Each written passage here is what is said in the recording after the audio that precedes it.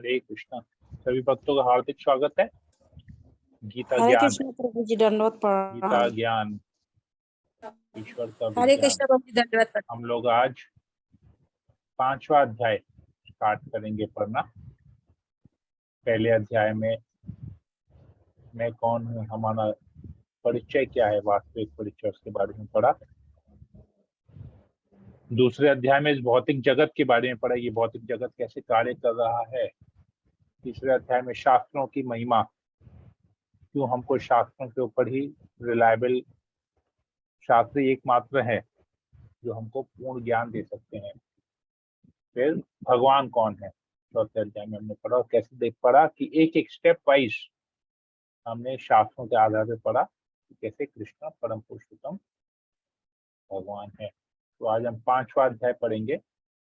ये 5वां अध्याय जीव यानी कि हम, ये भौतिक जगत जो दूसरे अध्याय में था, और भगवान जो चौथे अध्याय में हमने पढ़ा, इन तीनों के बीच में क्या संबंध है वो आज हम इसमें पढ़ेंगे।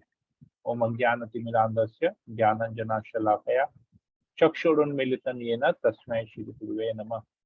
नमो विष्णुपादाय कृष्णप्रेष्ठाय भूतले श्रीमते भक्तिवेदांत स्वामिनिति नामिने। नमस्ते सरस्वती देवी गौरवाणी प्रचारिणे निर्विशेष शून्यादि पाश्चात्य देवतारिणे।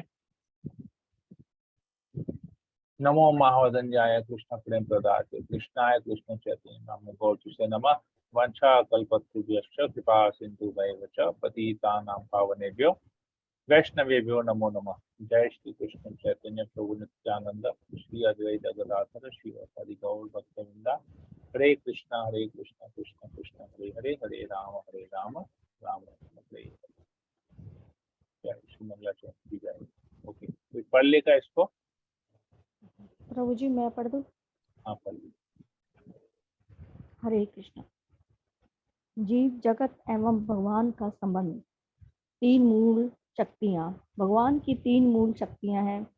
पहली शक्ति अतरंगा शक्ति कहलाती है, दूसरी तटस्था शक्ति है, और तीसरी बहिरंगा शक्ति है।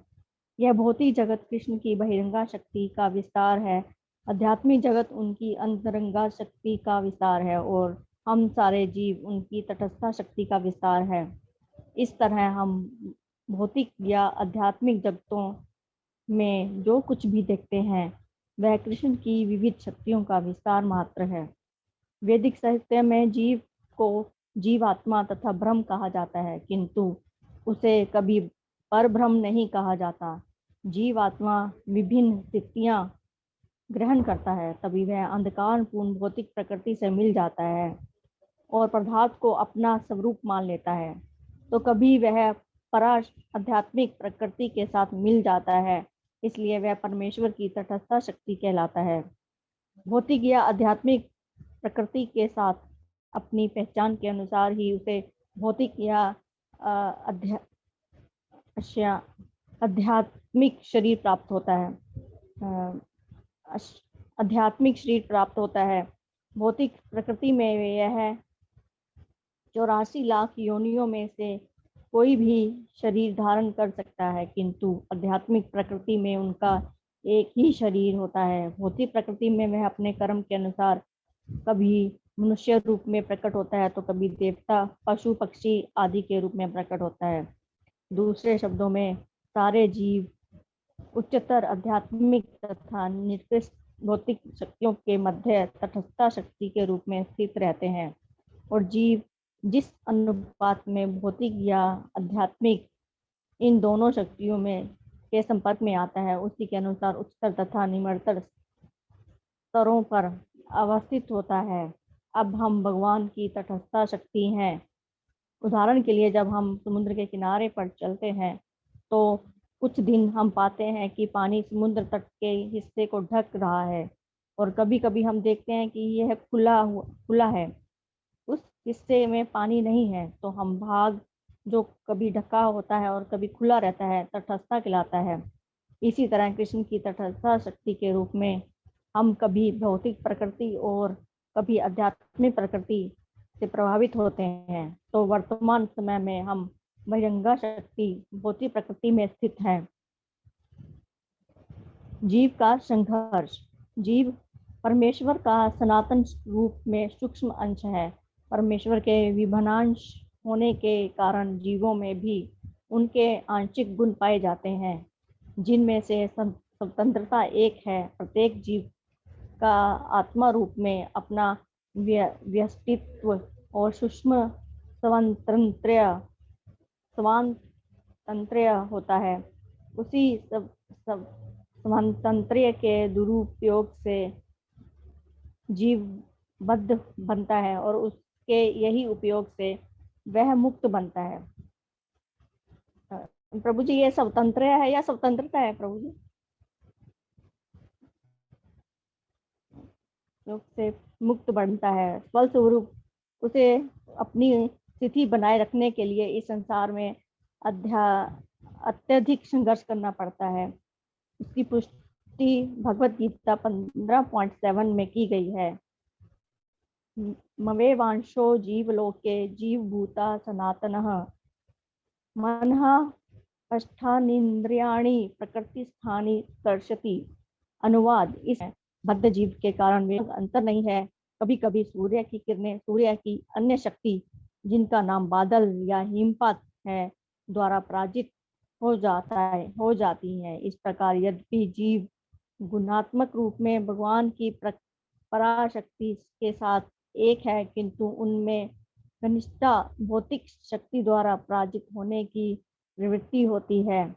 वैदिक शास्त्रों में कहा गया है कि सारे जीव अग्नि के स्फुलिंगों जैसे हैं। अग्नि के स्फुलिंग भी अग्नि होते हैं, किंतु स्फुलिंगों की ज्वलन शक्ति मूल अग्नि से भिन्न होती है। जब स्फुलिंग मूल अग्नि से संपर्क तोड़कर बाहर उड़ जाते हैं तो वह अग्निविहीन वायुमंडल से प्रभावित होते हैं।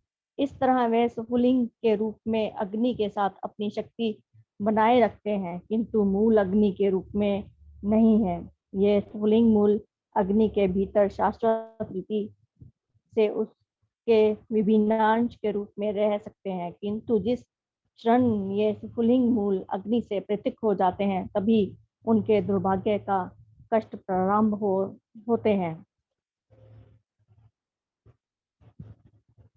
मिश्रित चेतना।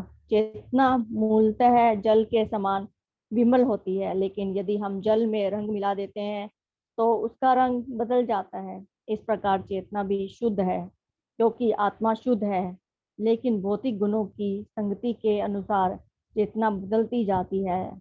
यदि उसकी चेतना किसी भौतिक प्रवृत्ति में मिश्रित हो जाती है तो अगले जीवन में उसे वैसा ही शरीर मिलता है। भागवत गीता 15.9 में बताया गया है, श्रोत्रम चक्षुः स्पर्शनम च रसनम घ्राणमेव च अधिष्ठाय मनश्चायम विषयानुपस्वेस्वते। अनुवाद, इस प्रकार दूसरा स्थूल शरीर धारण करके जीव विशेष प्रकार का कान, आंख, जीभ, नाक तथा स्पर्श इंद्रियां, त्वचा प्राप्त करता है, जो मन के चारों ओर पुंजित है। इस प्रकार वह इंद्रिय विषयों के एक विशिष्ट समुच्चय का भोग करता है। दूसरे शब्दों में, यदि जीव अपनी चेतना को कुत्तों तथा बिल्लियों के गुणों जैसा बना देता है तो उसे अगले जन्म में कुत्ते या बिल्ली का शरीर प्राप्त होता है, जिसका वह भोग करता है। यदि वह अपनी चेतना देवीय गुणों में स्थित करता है तो उसे देवता का स्वरूप प्राप्त होता है, और यदि वह कृष्ण भावनामृत में होता है तो वह आध्यात्मिक जगत में कृष्ण लोक को जाता है, जहाँ उसका सानिध्य कृष्ण से होता है। आत्मा एक शरीर से दूसरे शरीर में देहांतरण करता है, और वर्तमान शरीर का वर्तमान कार्यकलाप ही अगले शरीर का आधार बनते हैं। जैसे कि भागवत गीता 15.8 में बताया गया है, शरीरम यादवा प्रोति कामितीश्वरः गृहीत्वेतानि शयन्ति वायु ग्रंथानि वाशयात्। अनुवाद, इस संसार में जीव अपने देहात्म बुद्धि को एक शरीर से दूसरे शरीर में उसी तरह ले जाता है जिस तरह वायु सुगंध को ले जाता है। इस प्रकार वह एक शरीर धारण करता है और फिर उसे त्याग कर दूसरा शरीर धारण करता है। एक शरीर से दूसरे शरीर में देहांतरण की प्रक्रिया तथा शरीर में रहते हुए संघर्ष करने को कृष्यति अर्थात जीवन संघर्ष कहते हैं।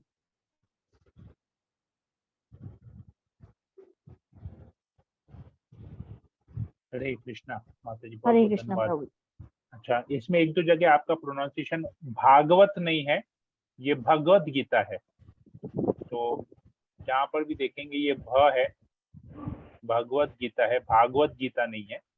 भागवतम जी होता है और ये भगवत होता है, दो अलग चीज है, प्रोनाउंसिएशन अलग है, तो प्रोनाउंसिएशन आपको ठीक करना पड़ेगा। उसमें थोड़ा सा प्रभु जी वो पंजाबी टोन आ जाता है। हाँ, ठीक है। और कोई पढ़ लेगा?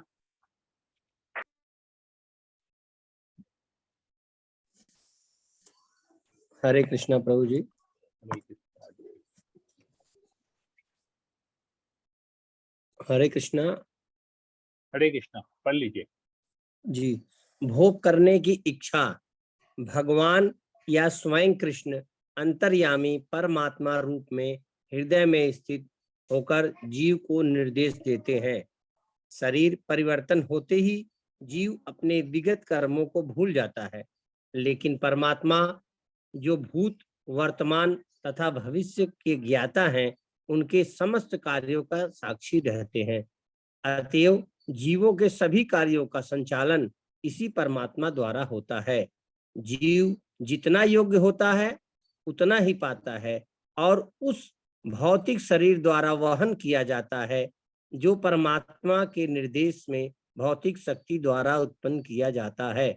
भगवत गीता 18.61 में कहा गया है, ईश्वरः सर्वभूतानां हृदयस्य अर्जुन तिष्ठति भ्रामयन्स सर्वभूतानि यंत्रारूढ़ानि मायया। अनुवाद, हे अर्जुन, परमेश्वर प्रत्येक जीव के हृदय में स्थित है और भौतिक शक्ति से निर्मित यंत्र में सवार की भांति बैठे समस्त जीवों को अपनी माया से घुमा भरमा रहे हैं। ज्यों ही जीव को किसी विशेष प्रकार के शरीर में स्थापित कर दिया जाता है, वह शारीरिक अवस्था के अंतर्गत कार्य करना प्रारंभ कर देता है।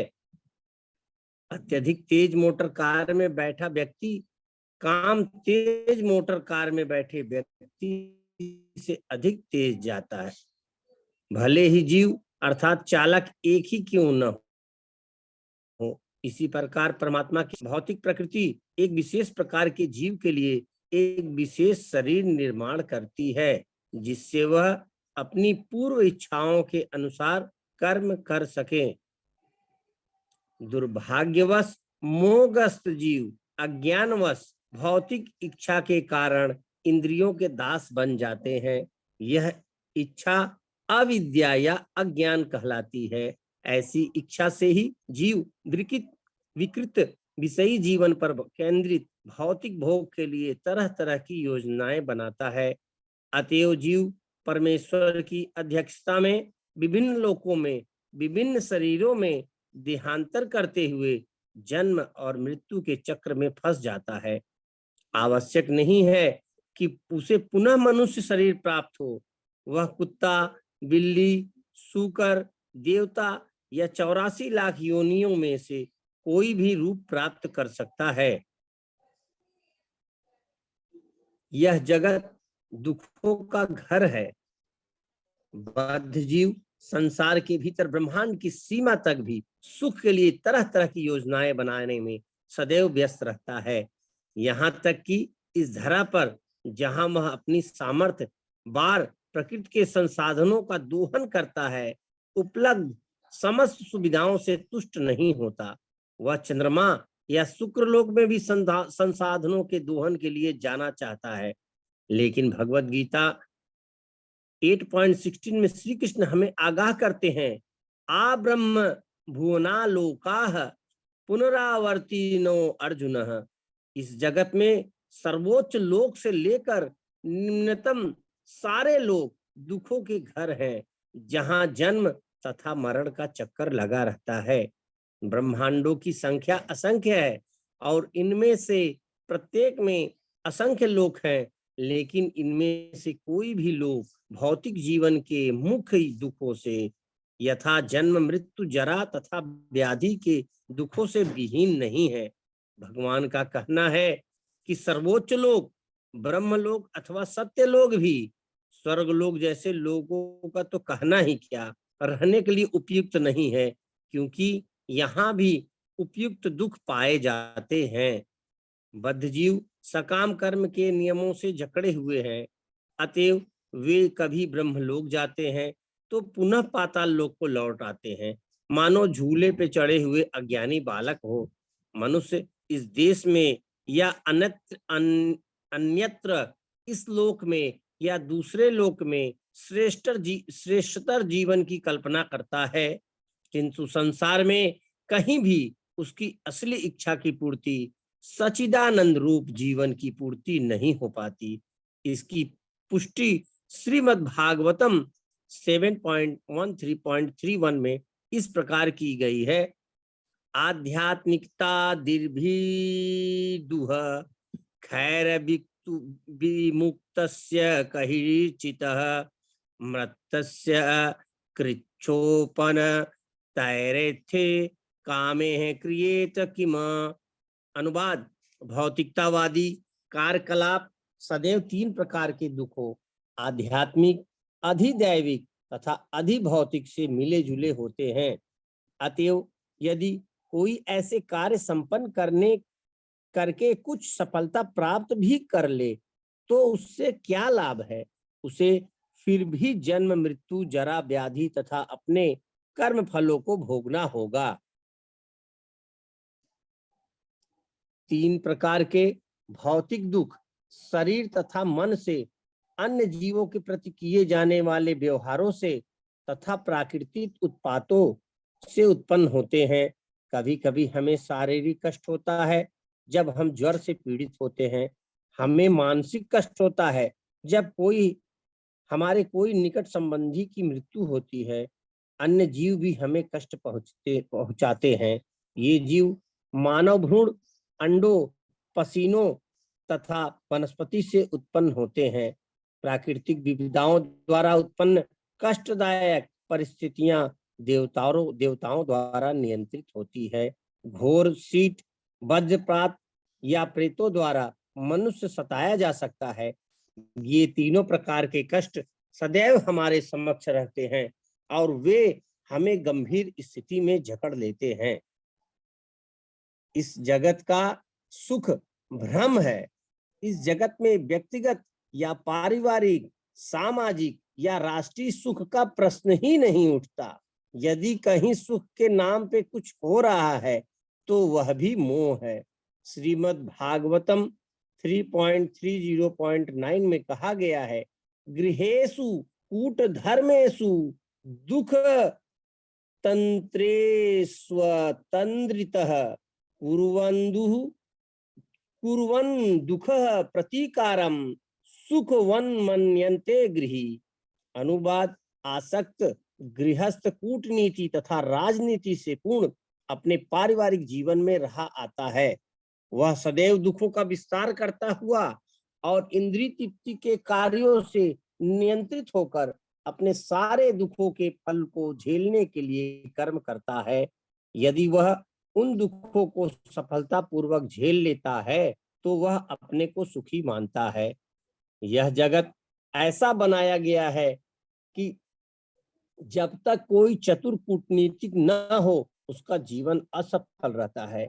मानव समाज के बात छोड़ दें, निम्न पशुओं, पक्षियों तथा मधुमक्खियों का समाज तक भोजन, शयन तथा संभोग की शारीरिक आवश्यकताएं चतुराई से पूरी कर लेता है। मानव समाज में राष्ट्रीय स्तर पर या व्यक्तिगत स्तर पर स्पर्धा चलती है और इसमें सफल होने के प्रयास में सारा मानव समाज कूटनीति से भर जाता है। किंतु हमें स्मरण रखना चाहिए कि सारी कूटनीति तथा जीवन संघर्ष में सारी बुद्धि के होते हुए भी सारी वस्तुएं परमेश्वर के इच्छा होने पर क्षण भर में समाप्त हो जाएंगी। फलतः इस संसार के सुखी बनने के हमारे सारे प्रयास माया द्वारा प्रदत्त छल मात्र हैं। बद्ध आत्मा किसी वस्तु का आनंद नहीं ले सकती। वह केवल दुख झेलती हैं, किंतु वह सोचती हैं कि मैं बहुत सुखी हूँ। इसलिए श्रीमद् भागवत में बद्ध आत्मा की ऊंट के साथ तुलना की गई है। ऊंट कटीली झाड़ियां खाने का बड़ा शौकीन है, जो उसकी जीभ को काटती है। जब वह उन्हें खाता है तो उसकी जीभ में से रक्त प्रवाहित होता है और वह मुंह में कटीली झाड़ियों के साथ मिल जाता है। वे तनिक स्वादिष्ट बन जाती हैं और वह सोचता है, ओह, ये टहनियां बड़ी अच्छी हैं। यही माया है। माया का अर्थ है वह जो नहीं है। माँ का अर्थ है नहीं और या का अर्थ है यह। इसलिए माया का अर्थ है यह नहीं। माया की यही व्याख्या है। वैज्ञानिक, बड़े बड़े व्यापारी और भौतिकवादी व्यक्ति माया में हैं, क्योंकि वे सोचते हैं कि वे जगत को का सुधार कर रहे हैं और इससे वे प्रसन्न हो रहे हैं। किंतु यह संसार अपनी सारी वस्तुओं के साथ अंत में समाप्त हो जाएगा, क्योंकि यह माया है। यह वह नहीं है जो हम समझते हैं यह है।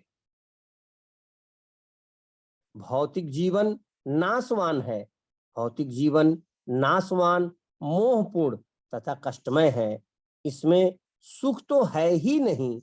यहाँ केवल कष्टों से छुटकारा पाने का व्यर्थ प्रयास मात्र है और कष्टों का क्षणिक नाश मिथ्या ही सुख कहलाता है। अतः जो दिव्य ज्ञानी हैं वे इंद्रिय सुखों की ओर आकृष्ट नहीं होते, क्योंकि वे निरंतर भाव रोग के कारण है। इसकी पुष्टि भगवत गीता 5.22 में इस प्रकार की गई है। ये ही स्पर्शजा भोगा दुख योनय एवते आद्यन्त्वन्ते कौन्तेय नाते सूरमते बुधः। बुद्धिमान मनुष्य दुख के कारणों में भाग नहीं लेता, जो कि भौतिक इंद्रियों के संसर्ग से उत्पन्न होते हैं। हे कुंती पुत्र, ऐसे भोगों का आदि तथा अंत होता है, अतः चतुर व्यक्ति उनमें आनंद नहीं लेता। विभिन्न शास्त्रों में यह बारंबार कहा गया है कि इस भौतिक संसार में कोई इंद्रिय सुख नहीं है, और यदि हम सुख के बिना रहना स्वीकार कर लें तो भी हमें ऐसा नहीं करने दिया जाता। भगवत गीता 8.14 में भगवान श्री कृष्ण का वचन है कि यह भौतिक संसार न केवल दुखों से पूर्ण दुखालय है, वरन क्षणिक भी अशाश्वतम भी है। यदि हम दुख के बीच रहना भी चाहे तो प्रकृति हमें ऐसा नहीं करने देगी। यह हमें अपने शरीर को बदलकर अन्य दुखमय स्थिति में प्रविष्ट करने के लिए बाध्य कर देगी। अतः बढ़ते जाने वाले भौतिक भोग का मार्ग नाशवान, कष्टमय तथा मोहपूर्ण होने के कारण निकृष्ट है। हरे कृष्णा। जी को बहुत बहुत धन्यवाद पढ़ने के लिए। ओके, हम लोग इसको आज यहीं रखते हैं। इसमें और भी बहुत कुछ है पढ़ने के लिए। अभी केवल दुखों के बारे में हमने पढ़ा है, इसमें और भी आगे आएगा, बहुत कुछ है, इसको हम लोग कल आगे चर्चा करेंगे। ओके, अभी कुछ कमेंट्स ले लेते हैं या कुछ प्रश्न है तो वो ले लेते हैं। हरे कृष्णा प्रभु जी। हरे कृष्णा। बोलिए। ये पढ़ने के बाद तो लग रहा है प्रभु जी खाली ये दुखालय ही दुखालय है, सुख का तो कोई नामो निशाने नहीं है। हम लोग झूठे प्रयास कर रहे हैं इसको। फैक्ट है कि नहीं है जो आप पढ़े अभी? एकदम बिल्कुल सही तो है प्रभु जी, लेकिन करे तो क्या करे, बात तो ये चीज है। इसका उपाय कल देखेंगे क्या करना है। इसका उपाय भी है ना, खाली प्रॉब्लम में हम छोड़े नहीं है, इसका सोल्यूशन भी है। उपाय कल देखेंगे।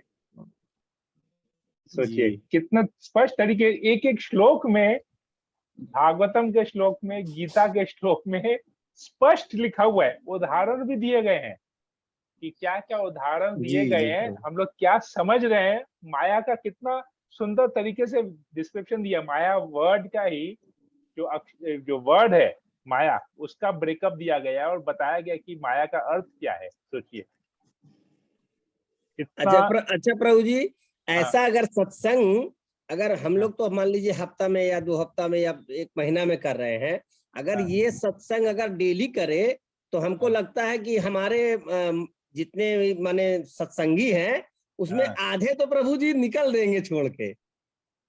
ऐसा बिल्कुल हमको तो प्रभु जी, लगता है। इतना आसान हमको नहीं है तो निकलना।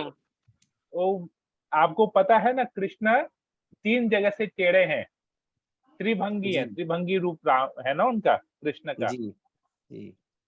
तो गर्दन उनका ऐसे टेढ़ा है थोड़ा सा, कमर। कमर भी थोड़ी सी टेढ़ी है, और पैर भी टेढ़ा है। जी तो आप किसी भी व्यक्ति को देखेंगे, आप अपने जीवन में, पुरुष अगर पुरुष को देखता है या पुरुष अगर स्त्री को देखता है, तो इन 3 जगहों में ही देखता है। चरणों में देखता है, वो जूते कौन से पहना हुआ है, या उनके कमर में देखता है वो बेल्ट कौन सा पहना हुआ है, या चेहरे पे देखता है कि चश्मा पे क्या पहना है, क्या पहना है। अगर हम स्त्री के भी चेहरे में देखेंगे तो उनके आभूषणों को देखते हैं, लिपस्टिक को देखते हैं, बिंदी को देखते हैं। देखिएगा, आप ये चीज देखिएगा ध्यान से। अगर आप रिकलेक्ट कीजिएगा, आंख बंद करके 2 मिनट 10 सेकंड के लिए भी सोचिएगा ना, तुरंत हमको किसी का चेहरा आएगा, या किसी का कमर, या किसी का पैर आएगा, और कुछ नहीं, या और कुछ नहीं हमारे सामने उसका दिखेगा। ये 3 चीजें ही दिखेंगी। तो कृष्ण 3 जगह से टेढ़े हैं। और जो कांटा होता है ना, कांटे में जब मछली फंसती है ना, तो कांटा क्या रहता है, कांटा भी टेढ़ा रहता है। जी मछली को फंसाने का जो कांटा तो भी टेढ़ा होता है, वो सीधा नहीं होता। सीधा में तो कोई फंसेगा नहीं। हुक जो है वो हमेशा टेढ़ा होता है। तो कृष्ण भी टेढ़े हैं, 3 जगह से टेढ़े, एक जगह से नहीं, 3 जगह से। जो भी कृष्ण की तरफ देखेगा ऐसे, वो कृष्ण वो अटक ही जाएगा, वो छोड़ेगा नहीं। कृष्ण उसको छोड़ने वाले ने, वो छूट भी नहीं पाएगा वो। ये माने हम लोग कृष्ण तो मछली चाह है रहे प्रभु हैं, जी। कृष्ण तो चाह रहे हैं। कृष्ण अपने प्रतिनिधि को, भगवान देखिए 5000 वर्ष पहले कृष्ण आए, गीता का ज्ञान देके गए। जो नहीं समझा, 500 साल पहले चैतन्य महाप्रभु आए, चलो इस ज्ञान को प्रैक्टिकल कैसे अप्लाई करना है हम सिखा के जाते हैं। भगवान स्वयं आए, फिर से प्रैक्टिकली करके दिखाए, हरि नाम करके दिखाए। लो, हरे कृष्ण महामंत्र करो, कैसे उसमें आनंद प्राप्त मिलता है, हरे कृष्ण महामंत्र में कैसे आनंद प्राप्त होते हैं, वो दिखा के गए। तभी भी लोग, जो लोग नहीं समझे, 50 वर्ष पहले प्रभुपाद जी आए, तो 55 ईयर्स हो गया, प्रभुपाद जी आए। प्रभुपाद आके कैसे लोगों को ये प्रचार करना है, वो आके सिखा के गए। तो सोचिए, कृष्ण छोड़ने वाले नहीं है।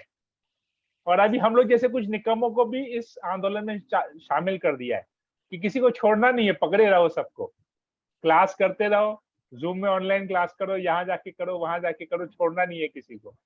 तो है, कृष्ण नहीं छोड़ेंगे। कृष्ण तो चाहते हैं कि सब लोग उसके पास वापस भगवत धाम आ जाए। जैसे पिता चाहता है उसका पुत्र जो घर छोड़ के गया है, रूठ के गया है, पिता चाहता है उसका पुत्र वापस आए, वैसे ही कृष्ण भी चाहते हैं कि हम लोग उनके पास वापस धाम में जाएं। तो लोग नहीं, ये फैक्ट है। आप फैक्ट अगर किसी को बताएंगे, जीवन की सच्चाई किसी को दिखाएंगे ना, तो वो सच्चाई रियलाइज करेगा ना कि हाँ ये सच है, तो उसका उपाय ढूंढने के लिए जरूर आएगा।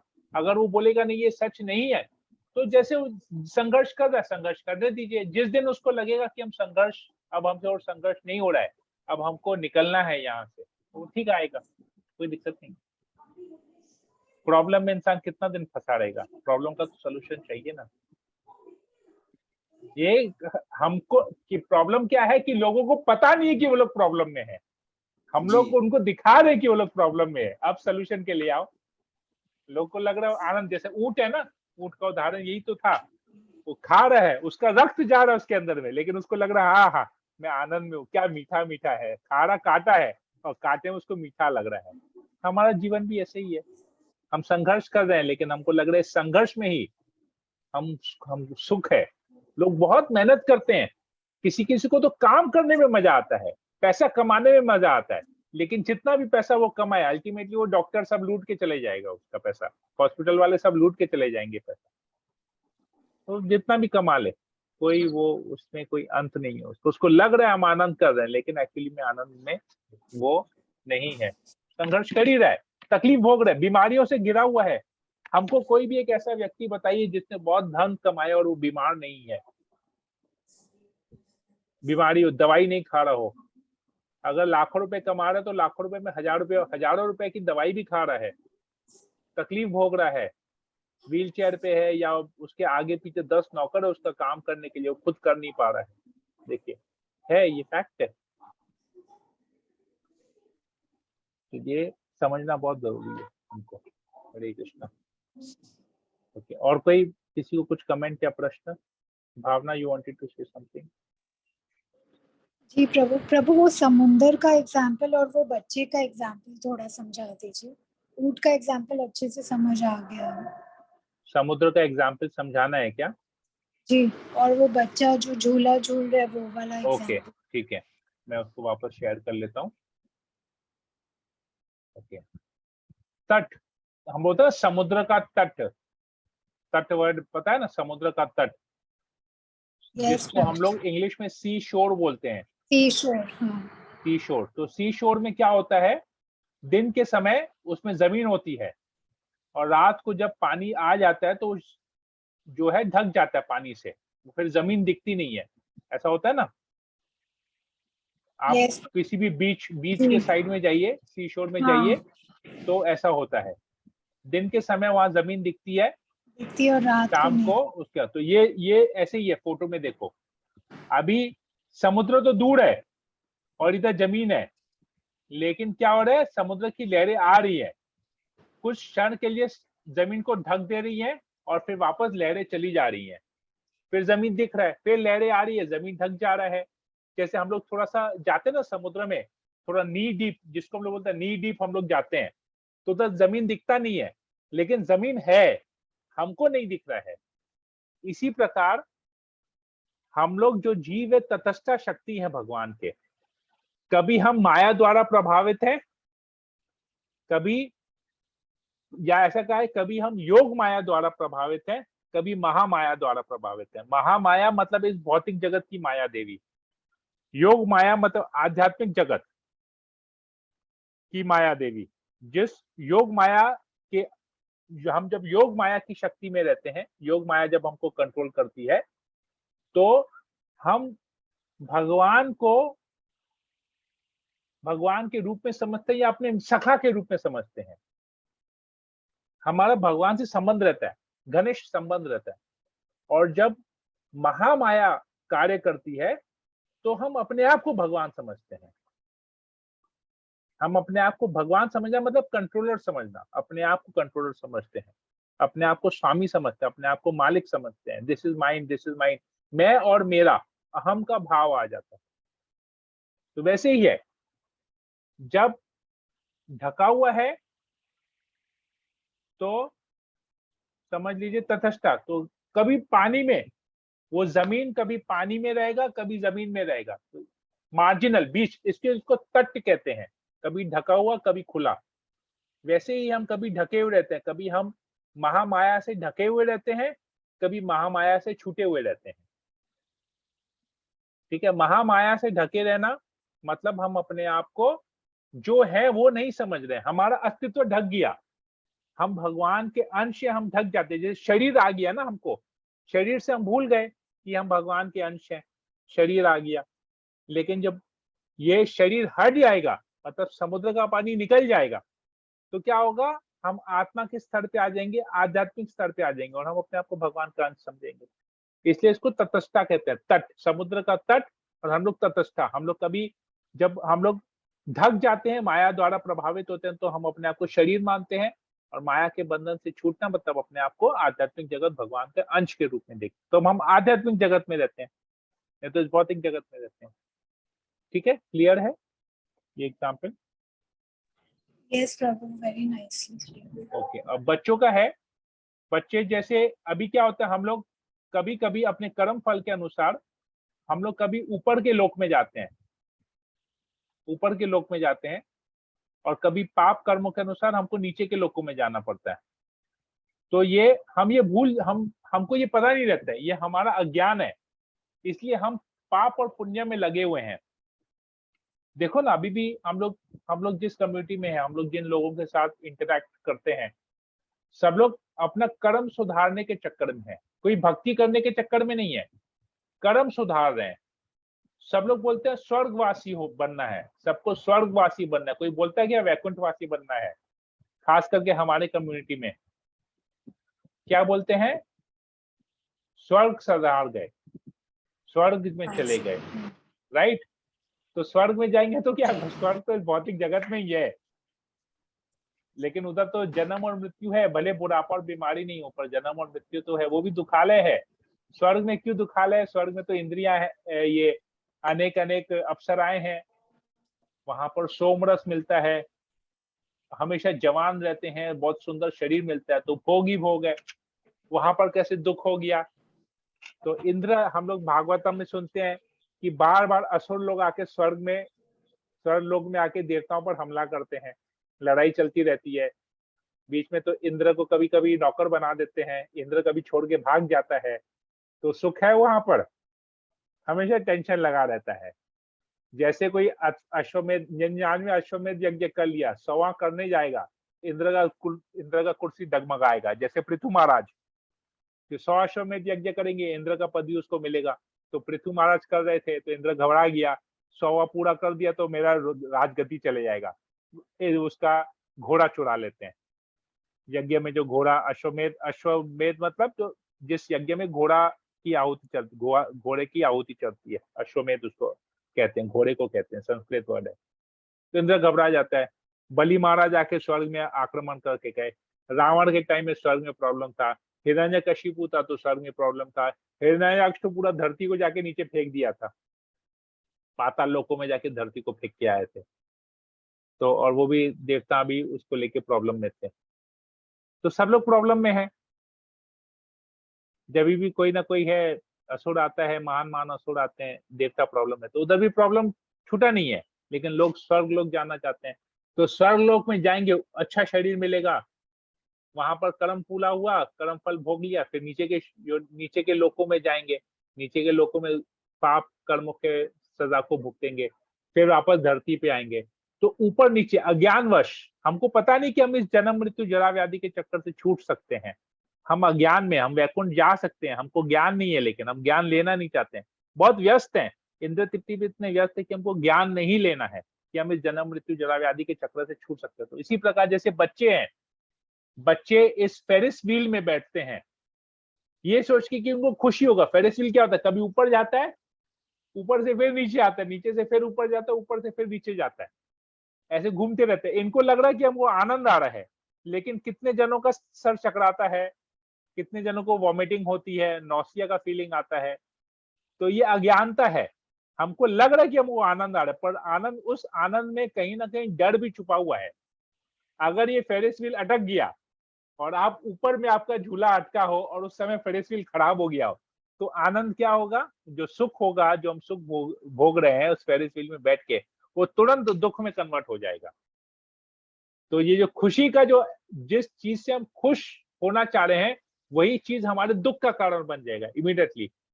हेल्थ का प्रॉब्लम्स होगा तो हम वो, तो ये फेरिस व्हील है। हमको लग रहा है हम स्वर्ग लोग जाएंगे, हमको खुशी होगी, हमको सुख मिलेगा, वहां पर इतना भोग मिलेगा, लेकिन जब स्वर्ग में राक्षस अटैक करेंगे तो वही स्वर्ग दुख का कारण बन जाएगा। भाग जाएंगे स्वर्ग को छोड़ के, जैसे इंद्रदेव भाग गए थे स्वर्ग को छोड़ के, देवता भाग जाते हैं स्वर्ग को छोड़ के, अपने अपने घरों को छोड़ के।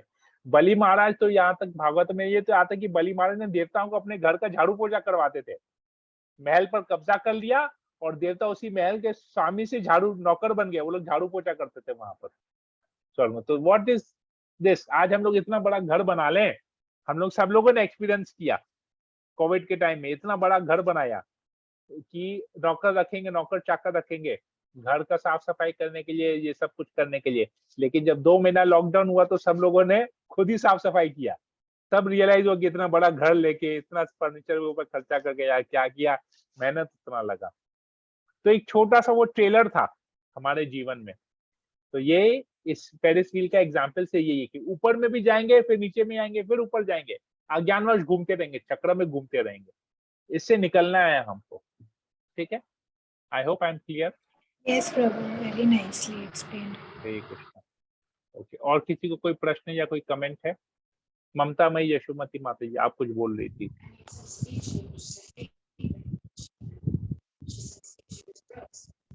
अशोक सत्तानी प्रभु।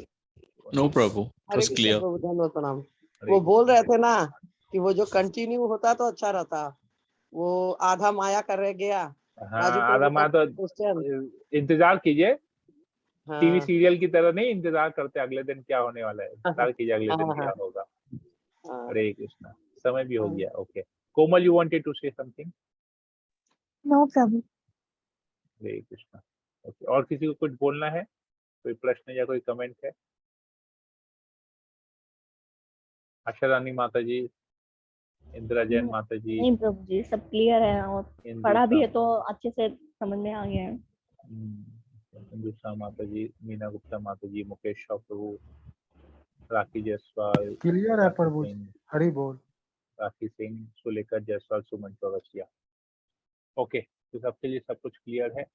अब इसका उपाय, हरे कृष्णा प्रभु जी, दंडवत प्रणाम।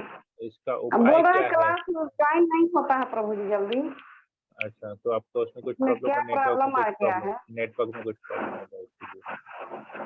ठीक है, अच्छा तो अभी ये ठीक सब है। हरे प्रॉब्लम, आज हमने सब प्रॉब्लम्स पढ़े, तो इसका उपाय कल देखते हैं। हरे कृष्णा। सेशन को यहीं एंड करता हूँ। हरे कृष्णा कृष्णा कृष्णा हरे हरे, हरे राम राम राम हरे हरे। वंशा कल्पतरुभ्यश्च कृपा सिन्धुभ्यश्च पतितानां पावनेभ्यो वैष्णवेभ्यो नमः। संवेद भक्तवृंद की जय, जगत गुरु श्रील प्रभुपाद की जय। जय हरे कृष्णा। हरे कृष्णा प्रभु।